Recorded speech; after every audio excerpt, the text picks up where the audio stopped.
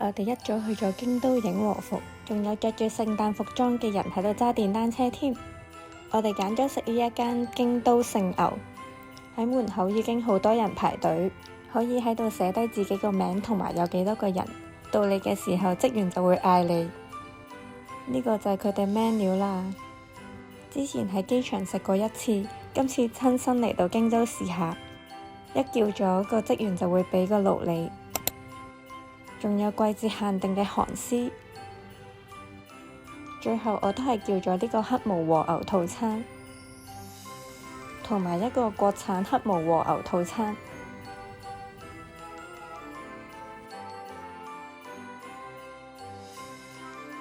而呢度嘅飲品都好特別，有抹茶啤酒，叫咗杯抹茶啤酒同埋抹茶梳打。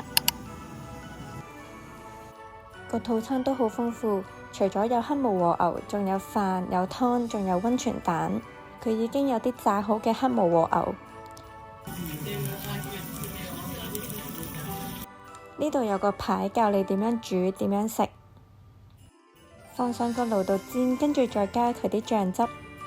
我超鍾意食佢啲椰菜絲，加喺和牛度減低佢嘅油膩，好清爽。另外，我哋仲嗌咗一份肉餅。呢個肉餅炸到外面波波脆，入邊就好似漢堡扒咁樣，但係佢係超重肉味，超好食。仲食咗其他小食，啲蝦勁大隻啊！去完影和服，我哋又再去瘋狂購物，又去睇櫥卡哇啦。呢3隻勁大隻，勁得意咯，但係太多人，好難可以打卡。佢哋真係太多產品啦，唔同嘅湯都有，仲有唔同嘅咖喱。我同細妹買咗呢個袋，一人一個，有時lunch帶落街買嘢勁方便。勁得意啊！呢間就係我酒店樓下嘅雜貨店，入邊全部都係細細個食嘅零食，會變色嘅吹波膠，生果味嘅吹波膠，呢一個係可以吹到勁大個波。最後一日，我哋每人就拖住自己個篋，去咗空庭溫泉度浸溫泉。一入到嚟就有個 locker， 係要放低自己對鞋先嘅。入到去就一個俾魚仔咬死皮嘅水池，不過我都係唔敢玩。再行入少少就係遊戲區，有槍擊遊戲，仲有大量夾公仔，仲有許願。嗰陣時係聖誕節。我哋第一站都係伊土先，嗰度其實都有好多款唔同嘅日式嘢食，不過我哋都係嗌咗刺身，仲有呢一個牛扒當飯。老實講，兩個都麻麻地。去到室外，佢個景真係超靚啊！嗰日個天都勁藍，仲有啲紅葉。望住呢個景浸腳真係勁超。雖然嗰日天氣好凍，但係呢度有個暖水池，所以係好舒服。嗰日求其紮咗個頭，加返個飾物，個飾物係自己買去嘅。呢日其實得幾度，勁凍，但係其實佢有棉衲可以俾你借出去嘅。入返室內之後，我哋就買咗一支熱牛奶飲。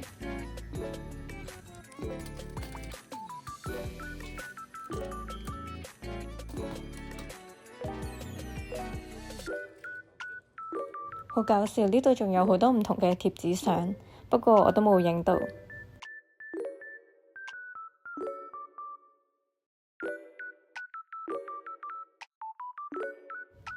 仲有住卡哇嘅公仔機添。偷睇下人哋玩射擊 game，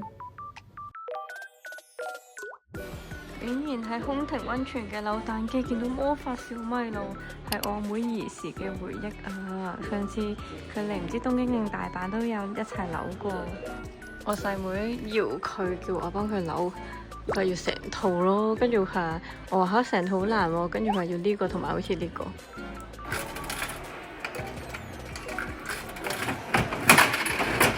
我細妹話要成套啦，但係佢得返最後2隻，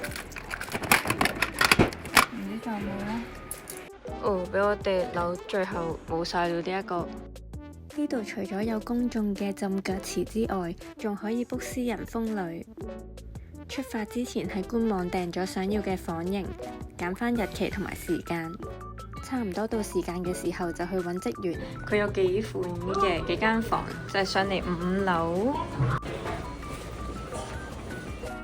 一入到嚟間房呢，就係有個梳化仔啦，有個茶几，有電視，掛衫嘅地方。呢度拉返佢就係一個景啦，就係我哋一陣會喺呢度浸溫泉嘅景。仲有個浴室啦，淋浴室，呢啲沖涼洗面嘅都齊嘅。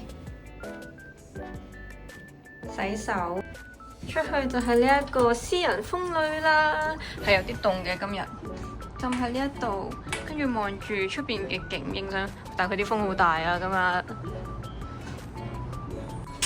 呢一度呢係有個溫泉水嘅掣，可以較凍水同埋熱水嘅。因為今日好凍啦，所以 keep 住開熱水咯。如果唔係，佢溫泉水好快攤凍晒。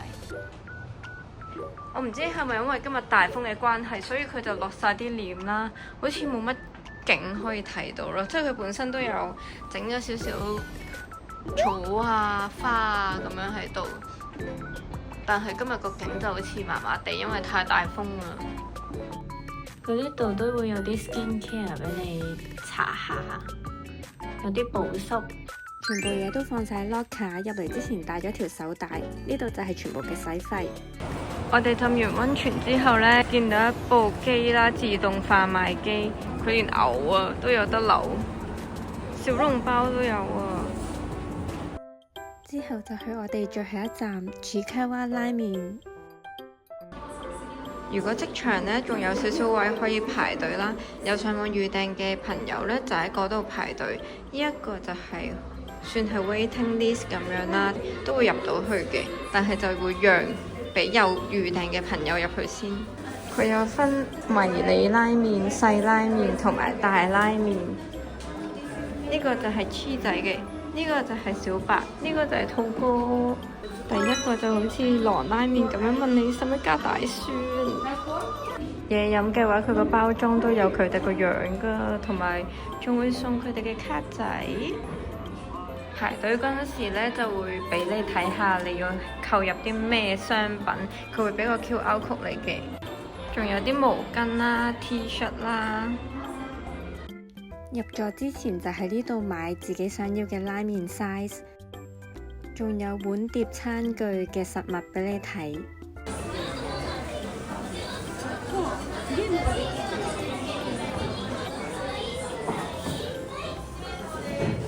你食乜嘢 size 嘅拉麵，佢就會擺邊個嘅立牌喺你面前。仲有餐具，放到成枱都係佢哋啲嘢，其實都有啲逼，好得意啊！其實都想帶返香港，不過我哋買得實在太多嘢，所以都係冇拎走。食之前帶咗黐仔個圍裙，超得意，仲送咗2張貼紙同埋卡仔。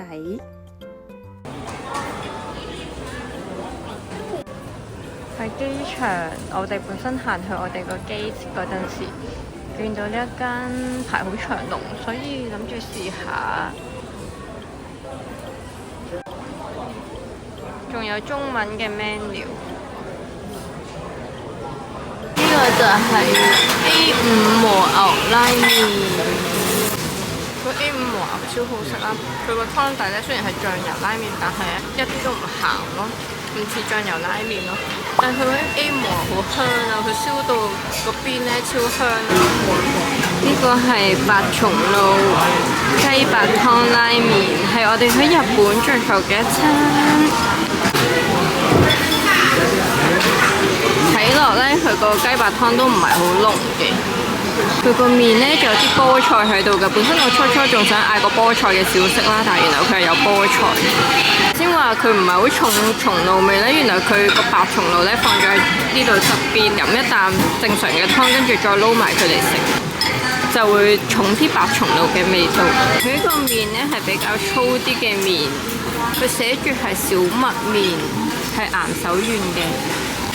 初覺得唔係好中意佢啲麵咁粗啊，不過咧嗰啲麵係好彈牙咯，